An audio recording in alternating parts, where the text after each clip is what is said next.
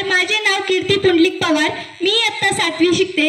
सन्माननीय व्यासपीठावरील मान्यवर, वंदनीय गुरुजन वर्ग व येथे उपस्थित माझ्या मित्रमैत्रिणींनो, नमो मातृभूमी इथे जन्मलेली, नमो मातृभूमी इथे जन्मलेली, नमो आर्यभूमी इथे वाढलेली, नको कार्यभूमी यांच्या गावी, पडो देह माझा नमावी, पडो देह माझा नमावी. कित्येक लढाया लढू, कित्येक बलिदान देऊ, कित्येक लढाया लढू, कित्येक बलिदान देऊन त्यांची आहुती वाहून शेवटी अवघ स्वातंत्र्यपदी पडले, अवघी स्वातंत्र्यपदी पडले. स्वातंत्र्य या शब्दाचा अर्थ तीच व्यक्ती समजू शकते तिने पारदत्य पाहिले असेल, ती गुलामगिरीत राहिली असेल. स्वातंत्र्य या शब्दाचे मूल्य आणि शब्दात सांगता येणार नाही एवढे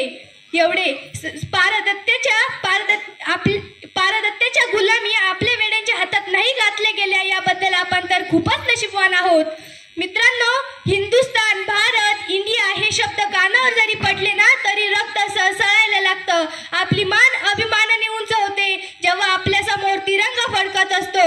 किसीने खूब कहा है अपने जान के दुश्मनों को भी अपनी जान कहते हैं, अपनी जान के दुश्मनों को भी अपनी जान कहते हैं. मोहम्मद की इसी मिट्टी को हिंदुस्तान कहते हैं, मोहम्मद की इसी मिट्टी को हिंदुस्तान कहते हैं.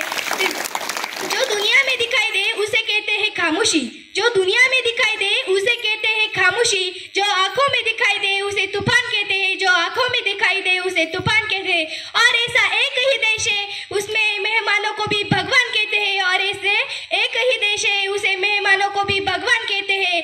आपल्या भारताला ना सोन्याची चिडिया म्हटलं जातं. का बरं?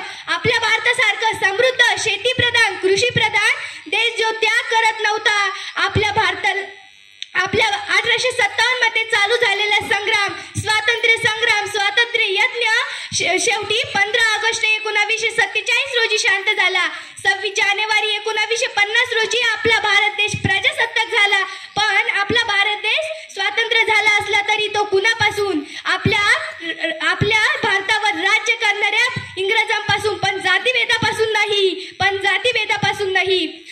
डॉक्टर बाबासाहेब आंबेडकर, महात्मा फुले, लाल बहादूर शास्त्री, लोकमान्य टिळक अशा अनेक नेत्यांनी खूप प्रयत्न केले, समाजसेवकांनी खूप प्रयत्न केले, पण खंत याची वाटते अजूनही पूर्णपणे श्वास घेतलेला नाही.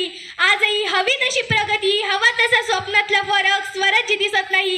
हवी तशी प्रगती, हवा तसा स्वप्नातला फरक, स्वराज्य दिसत नाही.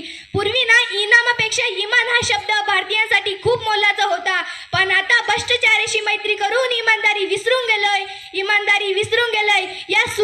या भारताच्या सूर्याला गुन्हेगाराचं ग्रहण लागतंय. एवढंच नव्हे तर 52 सेकंद फक्त राष्ट्रगीत म्हणलेले कोणी राष्ट्रभक्त होत नाही, आणि 15 ऑगस्ट आणि 26 जानेवारीला वंदे मातरम म्हणलेले कोणी राष्ट्रभक्त होत आहे.